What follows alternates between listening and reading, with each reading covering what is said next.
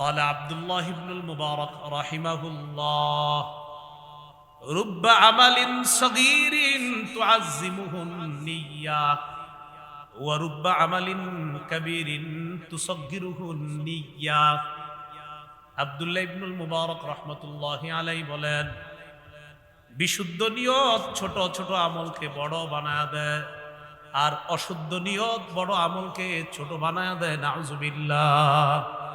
বিশুদ্ধ নিয়ত ছোট আমলকে বড় বানায় দেয়, অশুদ্ধ নিয়ত বড় আমলকে ছোট বানায় দেয়। ইখলাসওয়ালা বিশুদ্ধ নিয়তের কারণে 1 টাকার প্রতিদান যে রব কত দিবে রব ভালো জানেন। ইখলাস ছাড়া অশুদ্ধ নিয়তের কারণে 1 কোটি দানের ফজিলত রব তো দিবেন না, বরং এটাকে ছোট বানাইতে বানাইতে একদম ছোট বানায়। ইখলাস নেই, নিয়ত অশুদ্ধ। ইখলাসওয়ালা বিশুদ্ধ নিয়তের 1 টাকা এটা যে আল্লাহ কত বড় বানাবেন এটা আল্লাহ ভালো জানেন। এবার আমার সাথে একটু বলেন, লা ইলাহা ইল্লাল্লাহ পড়েন। বলেন এই কালিমা মুখে উচ্চারণের পাশাপাশি অন্তরেও লালন করা। অন্তরে লালন করাটা বলেন আত্মিক ইবাদত। আল্লাহ ছাড়া কোনো ইলাহ নাই, এটা কলবের মধ্যে লালন করা, এটাও আত্মিক ইবাদত। এক তো মুখ দিয়ে বলি আমরা, আরেকটা হলো অন্তর দিয়ে, এটা না হ্যাঁ আসলে আল্লাহ ছাড়া ইলাহ নাই, এটা অন্তরে আমি লালন করি, এটা আত্মিক ইবাদত।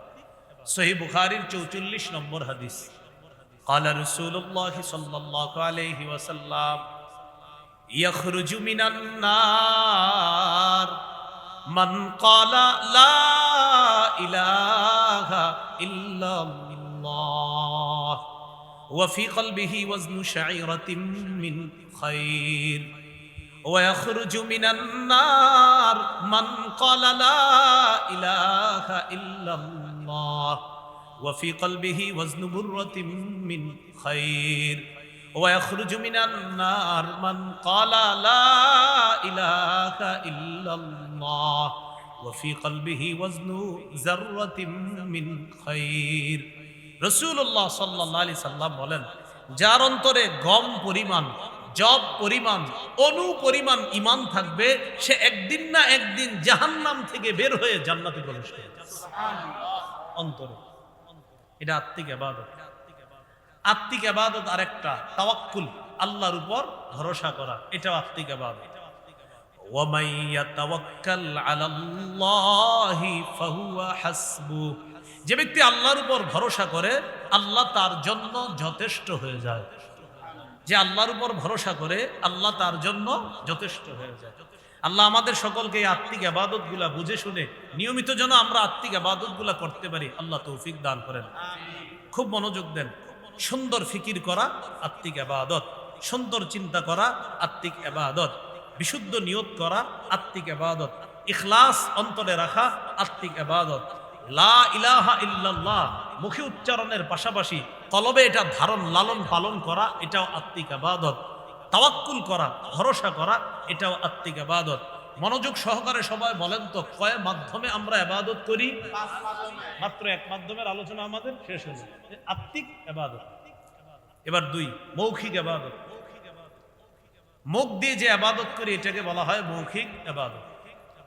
জিকির করা মৌখিক ইবাদত। বলেন কি করা? জিকির করা মৌখিক ইবাদত।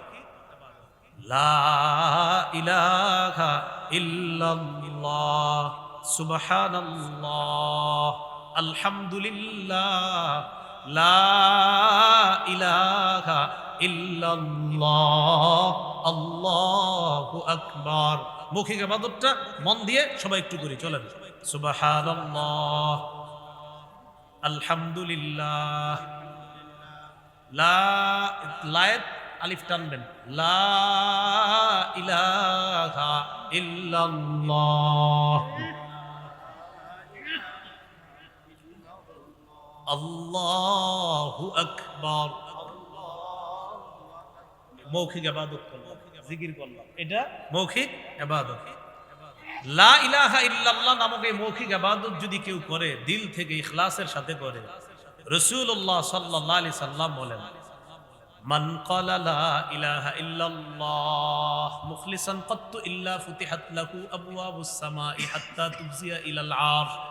কেউ যদি ইখলাসের সাথে একবার লা ইলাহা ইল্লাল্লাহ পড়ে, আসমানের সবগুলা দরজা খুলে দেওয়া হয়, তার লা ইলাহা ইল্লাল্লাহ যেন আরশ পর্যন্ত পৌঁছে যায়। সুবহানাল্লাহ। মৌখিক ইবাদত আরেকটা, বলেন তিলাওয়াতুল কুরআন। কোরআন তেলাওয়াত করা মৌখিক ইবাদত। আল্লাহ পাক রব্বুল আলামিন বলেন, ওয়াতলু মা উহিয়া ইলাইকা মিন কিতাবি রাব্বিক। আপনি তেলাওয়াত করেন আপনার রবের পক্ষ থেকে যা ওহী হিসাবে অবতীর্ণ করা হয়, আপনি তেলাওয়াত করেন। লা মুবাদ্দিলা লিকালিমাতি, আপনার রবের কালিমা পরিবর্তন করার মতো কেউ নাই, কেউ পরিবর্তন করতে পারবে না। 21 পারার একদম শুরুতে, শুরু পৃষ্ঠা, শুরু আয়াতটা, উতলু মা উহিয়া ইলাইকা মিনাল কিতাব। কিতাবের যা আপনাকে ওহী হিসাবে দেওয়া হয় তা আপনি তেলাওয়াত করেন। আল্লাহ আমাদের সকলকে বেশি বেশি কোরআন তেলাওয়াত করার তৌফিক দান করেন। তিরমিজির বর্ণনা 2910 নম্বর হাদিস, 2910 নম্বর হাদিস, ক্বালা রাসূলুল্লাহ সাল্লাল্লাহু আলাইহি ওয়াসাল্লাম, মান ক্বারাআ হারফাম মিন কিতাবিল্লাহ ফালাহু বিহি হাসানা ওয়া ফি রিওয়ায়া ফালাহু হাসানা ওয়াল হাসানাতু বিআশরি আমসালিহা। রাসূলুল্লাহ সাল্লাল্লাহু আলাইহি সাল্লাম বলেন, কেউ যদি কোরআনের একটি অক্ষর উচ্চারণ করে, আল্লাহ তার আমলনামায় 10টি নেকি লিপিবদ্ধ করে দেয়। তার আমলনামায় 10টি নেকি লেখা হয়। নবী বলেন, আলিফ লাম মিম পুরাটা একটা অক্ষর, আমি এমনটা বলছি না। লা আকুলু আলিফ লাম মিম হারফুন, আলিফ লাম মিম পুরাটা একটা অক্ষর এমনটা বলছি না। ওয়ালাকিন আলিফুন হারফুন ওয়া লামুন হারফুন ওয়া মিমুন হারফুন। আলিফ একটা অক্ষর, লাম একটা অক্ষর, মিম একটা অক্ষর। আলিফ লাম মিম কোন উম্মত পড়লো, আমলনামায় 30টা নেকি লিপিবদ্ধ হয়। পড়েন আলহামদু আলহামদু আলহামদু। হামজা লাম জবর আল, হামিম জবর হাম, দাল পেশ দু। বক্তব্যে হুজুর পড়ানি 50 সওয়াব। কয়টা সওয়াব? আমরা সবাই 200 সওয়াব পাই। কয়শো? কারণ আমরা 4 বার পড়ছি। আলহামদু হামজা লাম হা মিম দাল 5 অক্ষর, তা আমরা সবাই পড়ছি 4 বার, তাহলে 4 50 কত? 200। তার একটু পড়েন, বলেন আলহামদু আলহামদু 250, আলহামদু আলহামদু 300। তাহলে বক্তব্যে যে হুজুর পড়ায় আর আপনার যে সন্তান পড়ে, লাভ না লস? হ্যাঁ, আল্লাহ আমাদেরকে শিক্ষার প্রতি আরো গুরুত্ব আরোপ করার তৌফিক দান করেন। আমিন। সহিহ বুখারীর বর্ণনা 5011 নম্বর হাদিস। এই হাদিসের বর্ণনাকারী বারা ইবনে আযিব রাদিয়াল্লাহু তাআলা আন, তিনি বলেন, কানা রাজুলুন ইয়াকরাউ সূরাতাল কাহফি।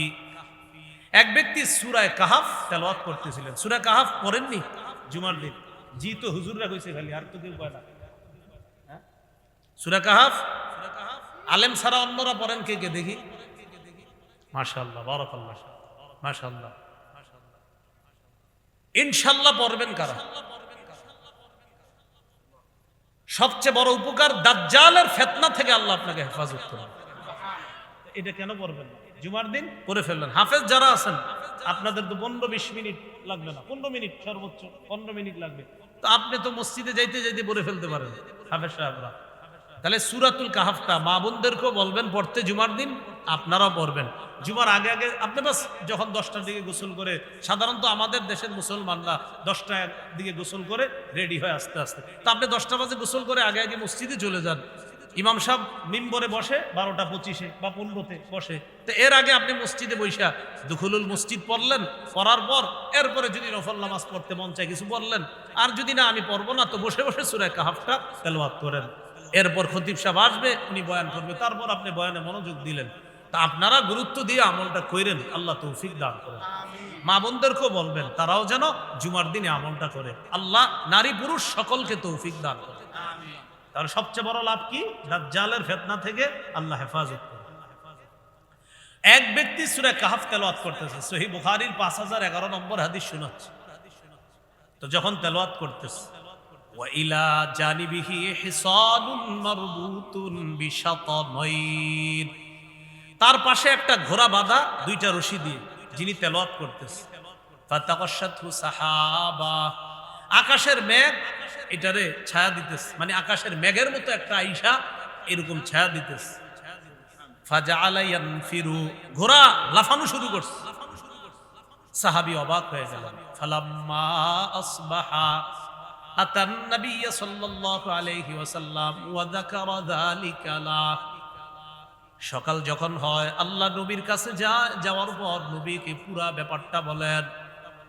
নবীজি বললেন তিলকাস সাকিনাতু তানাজ্জালাত বিল কুরআন, তুমি যেটা দেখলা রাতের বেলা এটা হলো আল্লাহর পক্ষ থেকে প্রশান্তি। তুমি কোরআন তেলাওয়াত করার কারণে এই তেলাওয়াতে প্রশান্তি দুনিয়াতে নিয়ে এসেছে। সুবহানাল্লাহ। মৌখিক ইবাদত কোরআন তেলাওয়াত করা। আল্লাহ আমাদের সকলকে ইবাদত করার তৌফিক দান করুন। আমিন। দোয়া করা মৌখিক ইবাদত, আল্লাহ মাফ করে দেন, আল্লাহ আমারে বাঁচান, আল্লাহ বিপদ থেকে বাঁচান, আল্লাহ আমারে রিজিক দেন, আল্লাহ মেয়েটার বিয়ে হচ্ছে না, বিয়ের ব্যবস্থা করেন, এটা মৌখিক ইবাদত। আবু দাউদের বর্ণনা 1479 নম্বর হাদিস, 1479। ক্বালা রাসূলুল্লাহ সাল্লাল্লাহু আলাইহি ওয়াসাল্লাম আদ-দুআউ হুয়াল ইবাদাহ, রাসূলুল্লাহ সাল্লাল্লাহু আলাইহি সাল্লাম বলেন দোয়া করাটাই ইবাদত, দোয়া করাটাই ইবাদত। সুবহানাল্লাহ, দোয়া করাটাই ইবাদত। তাহলে দোয়া করব তো ইনশাআল্লাহ। সূরা আনআমের 55 নম্বর আয়াতে আল্লাহ বলেন উদউ রাব্বাকুম তাদাররুআন ওয়া খুফিয়া, তোমরা তোমাদের রবকে ডাকো তাদাররুআ, বিনীতভাবে, বিনয়ের সাথে, ওয়া খুফিয়া, চুপিসারে। একটা দুইটায় ঘুম ভাঙা গেছে, ওযু লাগবে না, হাতটা উঠায়া বলেন আল্লাহ আমি তো পেরেশানিতে আছি মাবুদ, আমার বিবিও জানে না, সন্তানরাও জানে না, দুনিয়ার কেউ জানে না, সবার দরজা বন্ধ হয়ে গেছে, আল্লাহ আপনার দরজাটা তো বন্ধ হয় নাই, আমার এই পেরেশানি থেকে আপনি উদ্ধার করে দেন।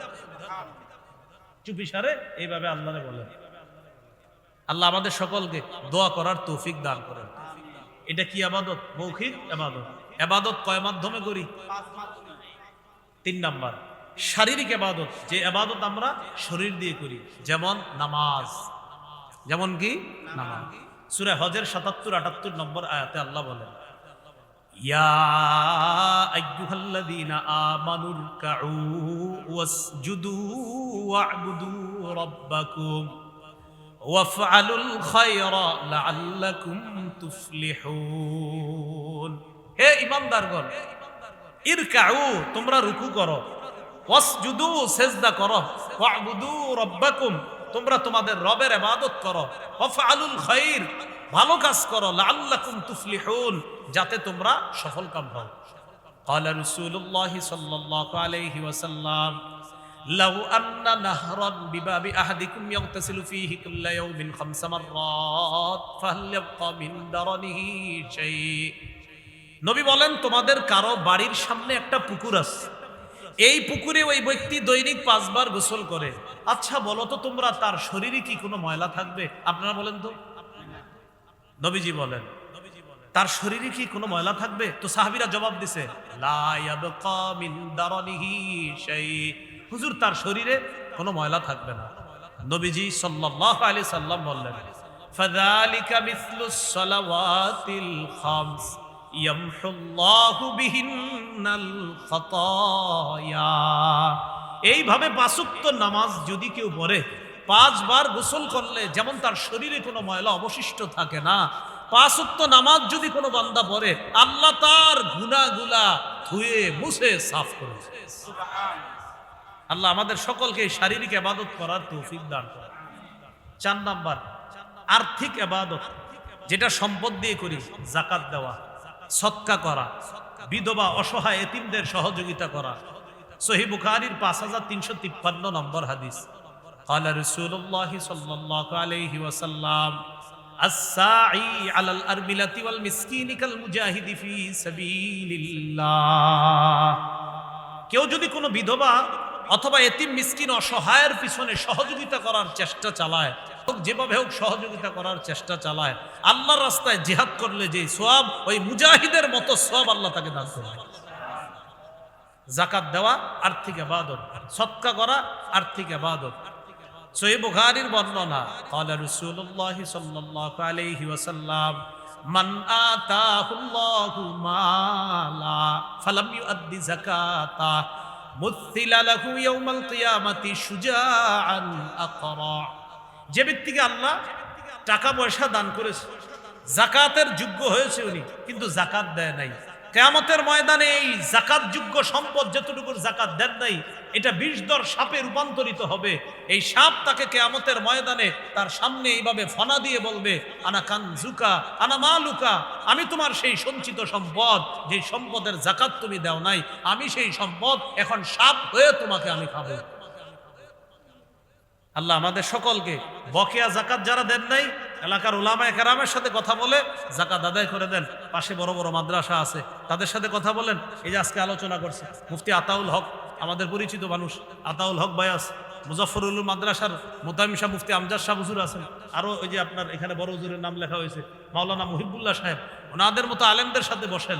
অতীতের বকেয়া যাকাত যারা দেন নাই, বসে ওই জাকাতগুলাও দিবেন, ভবিষ্যৎ জাকাত যারা যোগ্য হবেন ওই জাকাতগুলাও আদায় করে দিবেন। আল্লাহ তৌফিক দান করুন।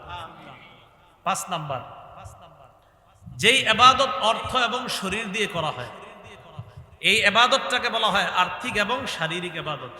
এই ইবাদত করার জন্য এখন আল্লাহর কোটি কোটি বান্দা অপেক্ষমান, সারা পৃথিবীর কোটি কোটি বান্দা অপেক্ষা করতেছে, আল্লাহ যদি যেতে পারতাম। আর লাখ লাখ বান্দা অলরেডি উপস্থিত হয়েছে, হইতেছে, হবে। আল্লাহর ঘরের আশেপাশে তারা এখন অবস্থানরত আছে। এটা হলো হজ করা। হজ করতে টাকাও লাগে, শরীরও লাগে। এই ইবাদতটাকে বলা হয় আর্থিক এবং শারীরিক ইবাদত। বলেন তো আর্থিক শারীরিক ইবাদতের নাম কি? হজ করা। আচ্ছা, মুসলিম শরীফের বর্ণনা 1337 নম্বর হাদিস, 1373 নম্বর হাদিসও আছে, 1372 নম্বর হাদিসও আছে। রাসূলুল্লাহ সাল্লাল্লাহু আলাইহি সাল্লাম বলেন, আইয়ুহান নাস, হে লোক সকল, কদ ফুরিদা আলাইকুম, তোমাদের উপর ফরজ করা হয়েছে আল হাজ্জু, হজ করা, ফাহুজ্জু, তোমরা হজ করো। অন্য জায়গায় নবী বলছেন, ইন্নাল্লাহা কাতাবা আলাইকুমুল হাজ্জা ফাহুজ্জু, আল্লাহ তোমাদের উপর হজ ফরজ করেছেন, তোমরা হজ করো। সূরা আলী ইমরানের 97 নম্বর আয়াতে আল্লাহ বলেন, ওয়ালিল্লাহি আলান নাসি হিজ্জুল বাইতি মান ইসতাতাআ ইলাইহি সাবিলা, যে ব্যক্তি কাবায় যাইতে সক্ষম, সেখানে গিয়ে আবার দেশে ফিরে আসতে সক্ষম, এই পরিমাণ অতিরিক্ত টাকা যার কাছে আছে, ওই মানুষগুলার জন্য আলান নাস, তাদের উপর ফরজ, লিল্লাহ, আল্লাহকে খুশি করার জন্য হজ করা তাদের উপর ফরজ। অনেক মানুষের উপর হজ ফরজ হয়েছে, অনেক ব্যবসায়ী আপনারা চিনেন যাদের উপর হজ ফরজ করে না, বা মেয়েটার বিয়ে দিয়ে নি, আরো 10টা দোকান একটু একটু একটু আমি দাঁড়ায় নি, হুজুর এরপরে যাবো। উনি কিন্তু অলরেডি দাঁড়াইতে পারে নাই, দোকান আছে 20টা, এখনো দাঁড়াইতে হবে, এরপর উনি হজে যাবে। হাদিসে কুদসি শোনেন, তাদেরকে হাদিসটা আপনারা শোনায়া দিবেন। আল্লাহ পাক রব্বুল আলামিন হাদিসে কুদসির মধ্যে বলেন, ইন্না আবদান সাহহাতু লাহু জিসমা, কোন বান্দার শরীর আমি সুস্থ রাখলাম, ওয়া ওয়াসসাতু আলাইহি ফিল মাঈশা, তাকে আমি প্রশস্ততা দান করলাম রিজিকের ক্ষেত্রে। কোন ব্যক্তির শরীর সুস্থ রাখলাম, রিজিক দিয়ে তাকে প্রশস্ত রিজিকের মালিক বানায়া দিলাম, হজে যাওয়ার মতো তাকে সামর্থ্য দান করলাম। এমন অবস্থায় তামজি আলাইহি খামসাতু আওয়াম, এমন অবস্থায় 5 বছর অতিবাহিত হয়ে গেছে। লা ইয়াফিদু ইলাইয়া, এই বেটা আমার ঘরে আসে না হজ করার জন্য। লা মাহরুম, আল্লাহ বলেন সে হতভাগা, সে বঞ্চিত। আমি যার শরীর সুস্থ রাখলাম, যাকে আমি টাকা পয়সা দিলাম, এইভাবে তার উপর 5 বছর অতিবাহিত হয়ে গেছে। লোকটা এখনো আমার কাছে উপস্থিত হওয়ার জন্য আসে, আমার কাছে আইসা উপস্থিতি, আমার কাছে আইসা লাব্বাইক বলে নাই, আমার দরবারে আইসা উপস্থিত হয় নাই, আমার ঘরের সামনে আসে নাই। এরকম কয় বছর হয়ে গেছে? 5 বছর তার উপর হজ ফরজ। 1 বছর হয়েছে, যায় না, আরেক বছর যায় না, আবার হজ ফরজ, যায় না, আবার হজ ফরজ, যায় না, আবার হজ ফরজ, যায় না, এরকম 5 বছর হয়ে গেছে। আল্লাহ বলেন লা মাহরুম, এটা হতভাগা, এটা বঞ্চিত। যাদের উপর হজ ফরজ, আল্লাহ তাদেরকে হজ করার তৌফিক দান করেন। হজে বিলম্ব করলে মুসিবত আছে। কি মুসিবত? চলেন একটা হাদিস শুনে নেই। ইবনে মাজাহ হাদিসের কিতাব 2883 নম্বর হাদিস, 2883, 2883, এই হাদিসের মধ্যে আছে, قال رسول الله صلى الله عليه وسلم من أراد الحج فليتعجل যে ব্যক্তি হজের নিয়ত করে সে যেন তাড়াতাড়ি হজ করে। কেন? ফাইন্নাহু ক্বাদ ইয়ামরাদুল মারিদ, কেননা কখনো কখনো মানুষ অসুস্থ হয়ে যায়। ওয়া তাদিল্লুদ দাল্লাহ, কখনো কখনো হজে যাওয়ার যে বাহনটা ওই বাহন হারিয়ে যায়, ওই বাহনের ত্রুটি এসে যায়, তাই যেতে পারে না। ওয়া তারিদুল হাজা, কখনো কখনো প্রয়োজন উপস্থিত হয়ে যায়, ওই প্রয়োজন আসার পর তখন আর হজে যাইতে পারে না। অনেক অসংখ্য মানুষ আছে যারা হজের টাকা জমাইছিল, হজে যাবে, হঠাৎ করোনা এসে গেছে। করোনার সময় আত্মীয় স্বজন বিপদে পড়ছে, মায়া লাগছে, আত্মীয় স্বজনদেরকে টাকা দিছে, হজের টাকাটা বাধ্য হয়ে সেখানে দিয়ে দিছে। কি করবে এখন? আত্মীয় স্বজনও না খায়া মরতেছে, তো তাদেরকে টাকা দিছে। তো নবী না বলছে প্রয়োজন কখন আসবে তুমি জানো না, কেন তুমি হজে গেলা না? প্রয়োজন এসে যেতে পারে। তাহলে নবীজি বলেন যারা হজের নিয়ত করেছে ফালইয়াতাআজ্জাল, তাড়াতাড়ি যেন হজ করে। ফাইন্নাহু ক্বাদ ইয়ামরাদুল মারিদ, কখনো কখনো এই লোকটা অসুস্থ হয়ে যেতে পারে। ওয়া তারিদুল হাজা, এমন প্রয়োজন তার সামনে চলে আসতে পারে যে প্রয়োজনের কারণে তার আর হজে যাওয়া হবে না, তাই হজের নিয়ত করলে তাড়াতাড়ি যেন হজ করে। আব্দুল্লাহ ইবনে আব্বাস রাদিয়াল্লাহু তাআলা আনহুমার বর্ণনা, তিনি বলেন তাআজ্জালু ইলাল হাজ্জি ইয়ানি আল ফরিদা, তোমরা তাড়াতাড়ি হজ করো, অর্থাৎ ফরজ হজ। কেন? ফাইন্না আহাদাকুম লা ইয়াদরি মা ইয়ারিদু লাহু, তোমাদের কেউ জানে না তার সামনে কখন প্রয়োজন উপস্থিত হয়ে যায়। হজ জীবনে একবার ফরজ, বলেন কয়বার? একবার ফরজ। যাদের উপর হজ ফরজ হয় তাদের উপর জীবনে একবার হজ ফরজ। আবু দাউদের বর্ণনা 1721 নম্বর হাদিস, নবীর এক সাহাবী নাম আকরা ইবনে হাবিস রাদিয়াল্লাহু তাআলা সাআলান নবী সাল্লাল্লাহু আলাইহি ওয়াসাল্লাম, নবীর এই সাহাবী নবীকে প্রশ্ন করলেন, আল হাজ্জু ফি কুল্লি সানাতিন আও মাররাতান ওয়াহিদা, ইয়া রাসূলুল্লাহ, হজ কি প্রতি বছর ফরজ নাকি একবার? রাসূলুল্লাহ সাল্লাল্লাহু আলাইহি সাল্লাম বললেন, বাল মাররাতান ওয়াহিদা, বরং হজ একবার ফরজ। হজ কয়বার ফরজ? একবার। সহিহ মুসলিমের বর্ণনা, নবী হজের কথা বলার পর এক সাহাবী দাঁড়ায় প্রশ্ন করলেন, আকুল্লা আমিন ইয়া রাসূলুল্লাহ, ওগো আল্লাহর রাসূল সাল্লাল্লাহু আলাইহি সাল্লাম, হজ কি প্রতি বছর ফরজ? এই কথাটা বলার পর ফাসাকাতা, নবী চুপ রইলেন। হাত্তা ক্বালাহা সালাসা, লোকটা এই প্রশ্ন 3 বার করলেন, ইয়া রাসূলুল্লাহ সাল্লাল্লাহু আলাইহি সাল্লাম, হজ কি প্রতি বছর ফরজ? নবী চুপ রইলেন। অবশেষে নবী বললেন, লাউ কুলতু নাম লা ওয়াজাবাত ওয়া লা মাসতাতাতুম, আমি যদি বলতাম যে হ্যাঁ, তাহলে তোমাদের উপর প্রতি বছর হজ ফরজ হয়ে যেত, আর তোমরা এটা করতে পারতা না। তোমরা আমারে বেশি প্রশ্ন করবা না, জারুনি মা তারাকতুকুম, আমি যা বলি এর উপর তোমরা আমল করবা, বেশি প্রশ্ন করবা না তোমরা। মনে রাখবা, ফাইন্নামা হালাকা মান কানা ক্বাবলাকুম বিকাসরাতি সুআলিহিম ওয়া ইখতিলাফিহিম আলা আমবিয়াইহিম, তোমাদের পূর্ববর্তীরা বেশি প্রশ্ন করার কারণে ধ্বংস হয়ে গেছে, নবীদের সাথে বেশি মতভেদ করার কারণে ধ্বংস হয়ে গেছে। তো রাসূলুল্লাহ সাল্লাল্লাহু আলাইহি সাল্লাম বললেন হজ একবার ফরজ, তো খালি প্রশ্ন করে হুজুর প্রতি বছর? নবী চুপ রইলেন। নবী বলেন, আমি যদি বলতাম হ্যাঁ, তাহলে সামর্থ্যবানদের জন্য প্রতি বছর হজ ফরজ হয়ে যেত, আর এটা করতে পারতো না। আপনাদের আত্মীয় স্বজন যাদের উপর হজ ফরজ আপনি জানেন, তাদেরকে বুঝান তারা যেন হজ করে। অনেক ব্যবসায়ী আছে আপনি চিনেন জানেন, তিনি হজ করতেছে না, আপনি তাদেরকে বুঝান তারা যেন হজ করে। আল্লাহ তৌফিক দান করেন। আব্দুল্লাহ ইবনে ওমর রাদিয়াল্লাহু তাআলা আনহুমার বর্ণনা, তিনি বলেন, ক্বালা রাসূলুল্লাহ সাল্লাল্লাহু আলাইহি ওয়াসাল্লাম, ইসতামতিউ বিহাদাল বাইত ফাকাদ হুদিমা মাররাতাইন ওয়া ইরফাউ ফিস সালিসা। রাসূলুল্লাহ সাল্লাল্লাহু আলাইহি সাল্লাম বলেন, হজ উমরার মাধ্যমে তোমরা এই ঘর দ্বারা উপকৃত হও, কাবা ঘর দ্বারা। এই কাবা আগে 2 বার ধ্বংস করা হয়েছে, মনে রাখবা, ইউরফাউ ফিস সালিসা, তৃতীয়বার ধ্বংসের পর কাবা কিন্তু একবারে উঠিয়ে নেওয়া হবে, তখন আর কিন্তু এই কাবা দ্বারা উপকৃত হওয়ার সুযোগ আর পাবা না। আবু দাউদের বর্ণনা 1729 নম্বর হাদিস। আমাদের দেশেও আছে অনেক মানুষ, ওনারা হজে যায় না। কেন? ওনারা সন্ন্যাসী, এজন্য হজে যাবে না। আমি হজে যাব না, মানুষ দেখবে, এজন্য হজে যায় না। সন্ন্যাসী, এই জাতীয় সন্ন্যাসগিরির স্থান ইসলামে নাই। মুসনাদে আহমদের হাদিসের মধ্যে আছে যে হজে না যাওয়াটা সন্ন্যাসগিরি না, হজে না গিয়ে সন্ন্যাসগিরি করা এটা ইসলাম সমর্থন করে না। আমাদের দেশেও এমন লোক আছে যার লাখ লাখ ভক্ত আছে, যিনি হজে যায় না এই কারণে যে হজে গেলে ছবি তুলতে হবে, তাই হজে যায় না। হজে গেলে কি করতে হবে, এই জন্য কোথায় যায় না। ছবি তোলা, আমরাও বলি ছবি তোলা অপ্রয়োজনীয়, ছবি তোলা ঠিক না, এটা সত্যি কথা। অপ্রয়োজনীয় ছবি তোলা অন্যায়, কিন্তু পাসপোর্টের ছবি এটা কি অপ্রয়োজনীয় না প্রয়োজনীয়? প্রয়োজনীয়।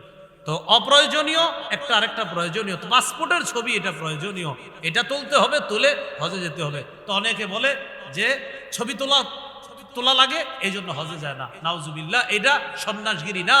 ইসলামের বিধান ফরজ হজ নামক এই বিধানের বিপরীতে নিজের যদি আপনি মনে করেন যে আমার সামর্থ্য থাকার পরেও আপনি হজে যাচ্ছেন না আর না যাওয়াটাকে সন্ন্যাসগিরি মনে করেন, এটা নিঃসন্দেহে পথভ্রষ্টতা আর মূর্খতা ছাড়া আর কিছু না। এটা পথভ্রষ্টতা। কেন?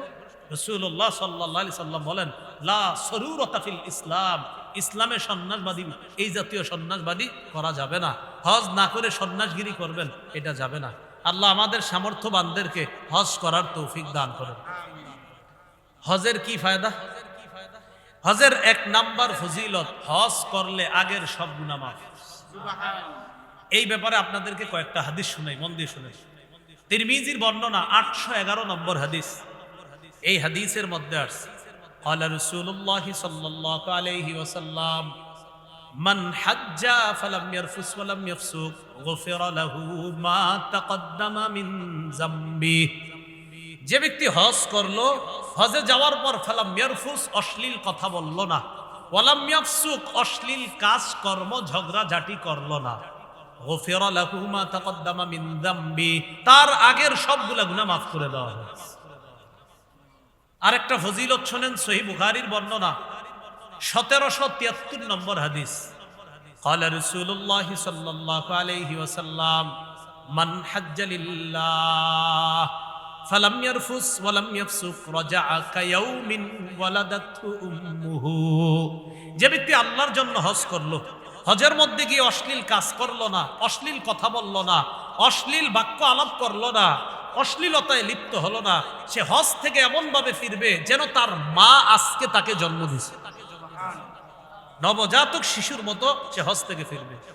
আরেকটা বর্ণনা শুনেন, ক্বালা রাসূলুল্লাহ সাল্লাল্লাহু আলাইহি ওয়াসাল্লাম, মান হাজ্জাল বাইতা ফাকাদা মানাসিকা। যে ব্যক্তি হজ করলো আর হজের বিধিবিধানগুলো সঠিকভাবে পালন করলো, ওয়া সালিমাল মুসলিমুনা মিন লিসানিহি ওয়া ইয়াদিহি, আর মুসলমানরা তার হাত এবং জবানের কষ্ট দেওয়া থেকে নিরাপদ থাকলো। অনেকে হজে গিয়ে তওয়াফ করার সময় কাবা ঘর চুমা দিতে গিয়ে অন্য মুসলমানদেরকে ধাক্কায় কষ্ট দিবেন না, এই কষ্ট দেওয়া ঠিক না। আপনি যদি পারেন কাবা ঘরের ওই হজরে আসওয়াদে চুমা দিবেন, কিন্তু মুসলমানদের ধাক্কায়া কষ্ট দিয়া এইভাবে চারদিকে ফালায়া দেয়া কাবা ঘরে চুমা দেওয়া না, এটা আপনাকে বলে নাই যে আরেক মুসলমানকে আপনি ধাক্কা দিবেন, কষ্ট দিবেন, ফেলে দিবেন আর এইভাবে গিয়ে কাবায় চুমা দিবেন, এটা আপনি করবেন না। পারলে চুমা দিবেন, না পারলে সমস্যা নাই, আপনি তওয়াফ করেন। মুসলমানকে ধাক্কায়া কাবায় চুমা দিবেন না।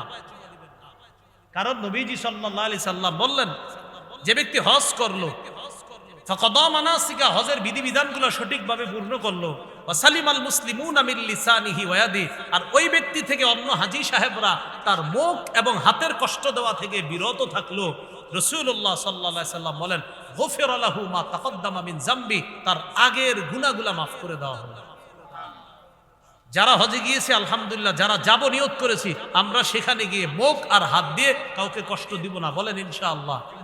তাহলে যদি পারি হজরে আসওয়াদে চুমা দিব, চেষ্টা করব চুমা দেওয়ার, কিন্তু এর মানে এই না আমার আশেপাশের হাজীদেরকে ধাক্কায়া আমি ফেলে দিলাম, তাদেরকে কষ্ট দিয়ে গিয়ে আমি চুমা দিলাম, এটা করব না। ঠিক আছে তো ইনশাআল্লাহ?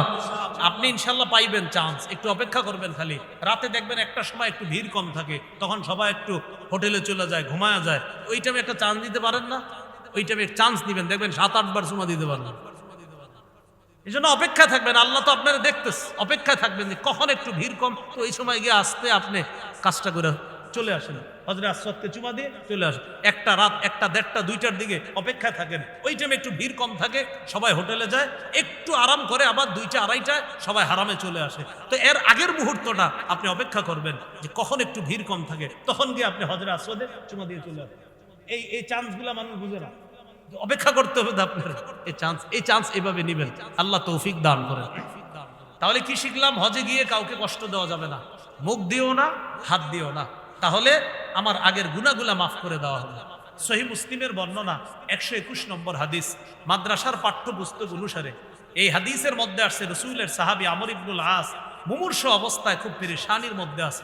তখন তাকে বলা হলো, আমা আলিমতা ইয়া আমরু আন্নাল ইসলাম ইয়াহদিমু মা কানা ক্বাবলা, আমর তুমি কি জানো না ইসলাম আগের গুনাহগুলা মিটায়া দেয়? ওয়া আন্নাল হিজরাতা তাহদিমু মা কানা ক্বাবলাহা, হিজরত আগের গুনাহগুলা মিটায়া দেয়। ওয়া আন্নাল হাজ্জা ইয়াহদিমু মা কানা ক্বাবলাহু, আর হজ আগের গুনাহগুলা ধ্বংস করে দেয়, ধুয়ে মুছে সাফ করে দেয়। তাহলে হজের ফজিলত জানলাম। 2 নাম্বার হজ্জে মাবরুরের ফজিলত। বলেন কোন হজ? এতক্ষণ জানলাম শুধু হজ, এখন হজ্জে মাবরুর। আল্লাহ আমাদের সকলকে, আমরা যারা হজ করার নিয়ত করেছি, আমাদেরকে যেন আল্লাহ হজ্জে মাবরুর নসিব করে। সহিহ বুখারীর বর্ণনা 1373 নম্বর হাদিসের মধ্যে আসছে রাসূলুল্লাহ সাল্লাল্লাহু আলাইহি সাল্লাম বলেন, আল হাজ্জু ওয়াল উমরা কাফফারাতুল লিমা বাইনাহুমা, হজ এবং উমরা, আল উমরাতু ইলাল উমরাতি কাফফারাতুল লিমা বাইনাহুমা, এক উমরার মাঝে আরেক উমরা, 2 উমরার মধ্যবর্তী গুনাহগুলা পরবর্তী উমরাটা ওই গুনার কাফফারা হয়ে যায় মাঝখানে। এরপরে রাসূল সাল্লাল্লাহু আলাইহি সাল্লাম বলেন, ওয়াল হজ্জুল মাবরুর লাইসা লাহু জাযাউন ইল্লাল জান্নাহ, হজ্জে মাবরুরের প্রতিদান একমাত্র আল্লাহর জান্নাত। সহিহ বুখারীর 1520 1521 এই হাদিসগুলোর মধ্যে হজ সম্পর্কে লম্বা আলোচনা। তিরমিজির বর্ণনা 810 নম্বর হাদিস, এই হাদিসের মধ্যে আসছে রাসূলুল্লাহ সাল্লাল্লাহু আলাইহি সাল্লাম বলেন, তাবিউ বাইনাল হজ্জি ওয়াল উমরা, তোমরা একই সফরে হজ এবং উমরা একটার পর আরেকটা আদায় করো, মানে একই সফরে হজ উমরা পরপর আদায় করো তোমরা। এরপরে নবী বলেন, ফাইন্নাহুমা ইয়ানফিয়ানিল ফাকরা ওয়াদ দুনুবা কামা ইয়ানফিল কিরু খাবাসাল হাদিদ ওয়াদ যাহাবি ওয়াল ফিদ্দা, কামারের হাপর, লোহা, স্বর্ণ, রূপার ময়লাগুলা যেমন দূর করে দেয়, হজ এবং উমরা মানুষের দারিদ্রতা এবং গুনাহগুলাকে ধুয়ে মুছে সাফ করে দেয়। হজ করলে কি টাকা খরচ হয় কিনা? আরে হজ করলে টাকা খরচ হয় না, কিন্তু হজ করলে টাকা খরচ হয়, নবী কয় দারিদ্রতা দূর হয়। হজ করলে টাকা খরচ হয়, নবী কি কয়? দারিদ্রতা দূর হয়। ইয়াকিন করতে হবে নবীর কথা। হজ করলে 7 লাখ খরচ হইতেছে, নবী কয় তোমার দারিদ্রতা দূর হবে, আমি নবী বলছি হজ করলে দারিদ্রতা দূর হবে। তো রাসূল সাল্লাল্লাহু আলাইহি সাল্লাম বলেন, হজ এবং উমরা দারিদ্রতা গুনাহকে এমন ভাবে মিটিয়ে দেয়, যেমনি ভাবে কামারের হাপর, লোহা, স্বর্ণ, রূপার ময়লাগুলাকে যেমন দূর করে দেয়, হজ উমরা গুনাহ এবং দারিদ্রতা এইভাবে দূর করে দেয়, ধুয়ে মুছে সাফ করে দেয়। আল্লাহ আমাদেরকে হজ করার তৌফিক দান করেন। এক হাদিসের মধ্যে আল্লাহ রাসূল সাল্লাল্লাহু আলাইহি সাল্লাম বলেন, লাইসা লিল হাজ্জাতিল মাবরুরাহ সাওয়াবুন ইল্লাল জান্নাহ, হজ্জে মাবরুরের সওয়াব একমাত্র আল্লাহর জান্নাত। আরেক হাদিসের মধ্যে রাসূল সাল্লাল্লাহু আলাইহি সাল্লামকে জিজ্ঞাসা করা হলো, সুইলা রাসূলুল্লাহ সাল্লাল্লাহু আলাইহি সাল্লাম আইয়ুল আমালি আফজল, ইয়া রাসূলুল্লাহ কোন আমল সবচাইতে শ্রেষ্ঠ? নবী বললেন, ঈমানুন বিল্লাহি ওয়া রাসূলি, আল্লাহর প্রতি ঈমান আনা, রাসূলের প্রতি ঈমান আনা সবচেয়ে শ্রেষ্ঠ আমল। সুম্মাল জিহাদ, এরপর জিহাদ করা সবচেয়ে শ্রেষ্ঠ আমল। সুম্মা হাজ্জাতুন বাররাতুন তাফদুলু সাইরাল আমাল কামা বাইনা মাতলি'আশ শামসি ইলা মাগরিবিহা। রাসূলুল্লাহ সাল্লাল্লাহু আলাইহি সাল্লাম বলেন, 1 নাম্বার ঈমান, 2 নাম্বার জিহাদ, 3 নাম্বার হজ্জে মাবরুর। হজ্জে মাবরুর কি জিনিস জানো? দুনিয়ার পূর্ব পশ্চিম যেমন দূরত্ব, অন্য আমলগুলার তুলনায় হজ্জে মাবরুরের তেমন দূরত্ব। হজ্জে মাবরুর আল্লাহর কাছে এতটাই ফজিলতপূর্ণ। আল্লাহ আমাদের সকলকে হজ্জে মাবরুর নসিব করেন। এবার আলোচনা শুনেন, হজ্জে মাবরুর সর্বোত্তম ইবাদত। সহিহ বুখারীর বর্ণনা 26 নম্বর হাদিস, এই হাদিসের মধ্যে আসছে, সুইলা রাসূলুল্লাহ সাল্লাল্লাহু আলাইহি সাল্লাম আইয়ুল আমালি আফজল, নবীকে জিজ্ঞাসা করা হলো কোন আমল সবচেয়ে শ্রেষ্ঠ? নবী বললেন, ঈমানুন বিল্লাহি ওয়া রাসূলি, আল্লাহর উপর বিশ্বাস করা, রাসূলের প্রতি বিশ্বাস করা। কিলা সুম্মা মাজা, এরপর কোনটা? নবী বললেন, আল জিহাদু ফি সাবিলিল্লাহ, আল্লাহর রাস্তায় জিহাদ করা। কিলা সুম্মা মাজা, জিজ্ঞাসা হলো এরপর কোনটা? নবীজি বললেন, হজ্জুল মাবরুর, হজ্জে মাবরুর আদায় করা, এটা হলো সবচাইতে শ্রেষ্ঠ।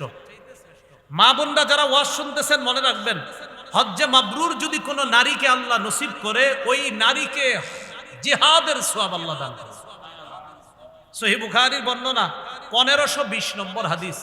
আম্মাজান আয়েশা সিদ্দিকা রাদিয়াল্লাহু তাআলা আনহা বললেন, নারল জিহাদ আফজালাল আমাল, হুজুর জিহাদকে আমরা শ্রেষ্ঠ আমল মনে করি, আফালা নুজাহিদু, আমরা কি জিহাদ করব না? নবীজি বললেন, না, তোমরা জিহাদ করবে না। নারীকে বললেন, তাহলে ওয়ালাকিন্না আফজালাল জিহাদ হজ্জুন মাবরুর, তোমাদের শ্রেষ্ঠ জিহাদ হলো হজ্জে মাবরুর করা। নারীরা যদি তোমরা হজ্জে মাবরুর আদায় করতে পারো, তোমাদের হজ যদি মাবরুর হিসাবে আল্লাহ কবুল করেন, ওই নারীকে জিহাদের সওয়াব আল্লাহ দান করেন। তাহলে কোন নারী হজ করা, তাকে হজের সওয়াবও দিবে আল্লাহ তাআলা, আবার জিহাদের সওয়াবও আল্লাহ দান করবে। এক হাদিসে রাসূল সাল্লাল্লাহু আলাইহি সাল্লাম বলেন, জিহাদুল কাবীরি ওয়াদ দাঈফি ওয়াল মারআ আল হজ্জ ওয়াল উমরাহ, বৃদ্ধ মানুষের জিহাদ, দুর্বলের জিহাদ, নারীর জিহাদ হলো হজ করা, উমরা করা। বৃদ্ধ মানুষের জিহাদ হজ করা, উমরা করা। দুর্বল মানুষের জিহাদ হজ করা, উমরা করা। নারীর জিহাদ হজ করা, উমরা করা। একটা মজার হাদিস শুনে আপনাদেরকে। এক ব্যক্তি রাসূল সাল্লাল্লাহু আলাইহি সাল্লামের কাছে আসছে, আসার পরে বলতেছে, আপনি তো ক্লান্ত হয়ে যাইতেছেন দিদি, জাযাকাল্লাহ। এক ব্যক্তি রাসূল সাল্লাল্লাহু আলাইহি সাল্লামের কাছে আসছে, আসার পর নবীজিকে বলতেছেন, ইন্নী জাবান, হুজুর আমি ভীরু, ইন্নী দাঈফ, আমি দুর্বল। এর মানে বুঝাইতে চাই, হুজুর আমি এতটাই দুর্বল, এই দুর্বলতার কারণে ভয়ে জিহাদে যাইতে পারতেছি না, মানে আমি তো এত দুর্বল, কিভাবে জিহাদে যাব?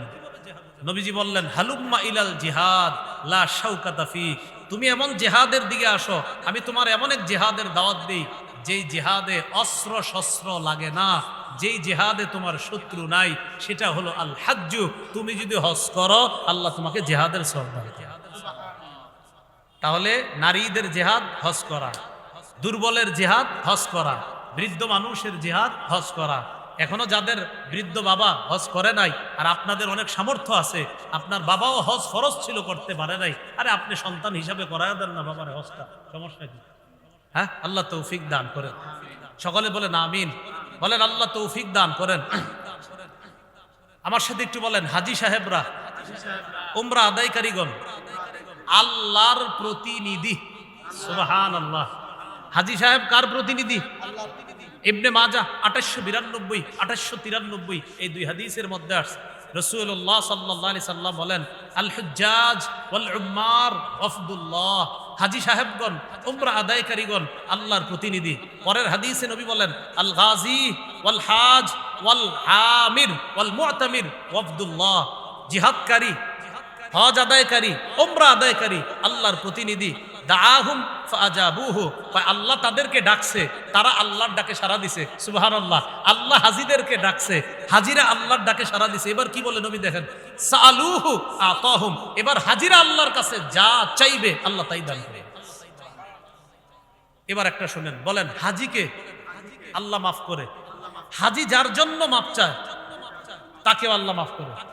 আবার শুনেন, বলেন হাজীকে আল্লাহ মাফ করে, হাজী যার জন্য মাফ চায় তাকেও আল্লাহ মাফ করে।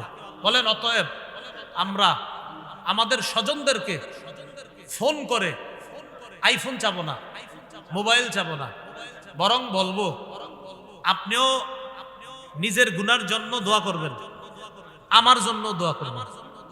তাহলে নিজের গুনাহ মাফের জন্য হাজী সাহেব যারা হজে গেছে এলাকার, ফোন দিয়া বলবেন আইফোন চাইেন না। ওই যে অনেকে মোবাইল টোবাইল অনেকের কিছু কথা বলে দেয়, কাকা আপনি যাইতেছেন হজে, তো আওয়ার সময় এরকম নির্লজ্জ আর বেহায়া টাইপের মানুষ, বেচারা ওখানে গেছে হজ করতে, ফোন দিয়া কয় ফোন আনতে, মোবাইল আনতে। আপনি ফোন করে বলবেন আপনি নিজের জন্য আল্লাহর কাছে ক্ষমা চাইবেন, আমার নামটা ধরেও ক্ষমা চাইবেন। আল্লাহ তৌফিক দান করেন। রাসূলুল্লাহ সাল্লাল্লাহু আলাইহি সাল্লাম বলেন, ইয়াগফিরুল্লাহু লিল হাজ ওয়া মিন ওয়ালিমান ইস্তাগফারা লাহুল হাজ, হাজীকেও আল্লাহ মাফ করে, হাজী যার জন্য মাফ চায় তাকেও আল্লাহ মাফ করে। হাজীকে আল্লাহ মাফ করে, হাজী যার জন্য মাফ চায় আল্লাহ তাকেও মাফ করে। এবার হজে গিয়ে যদি কেউ মারা যায়, ক্বালা রাসূলুল্লাহ সাল্লাল্লাহু আলাইহি ওয়াসাল্লাম, মান খারাজা হাজ্জান ফামাতা কুতিবা লাহু আজরুল হাজ্জ ইলা ইয়াউমিল কিয়ামাহ, কেউ যদি হজের উদ্দেশ্যে রওনা করে, রওনা করার পর যদি লোকটা মারা যায়, কিয়ামত পর্যন্ত হাজীর সওয়াব তার আমল নামায় লেখা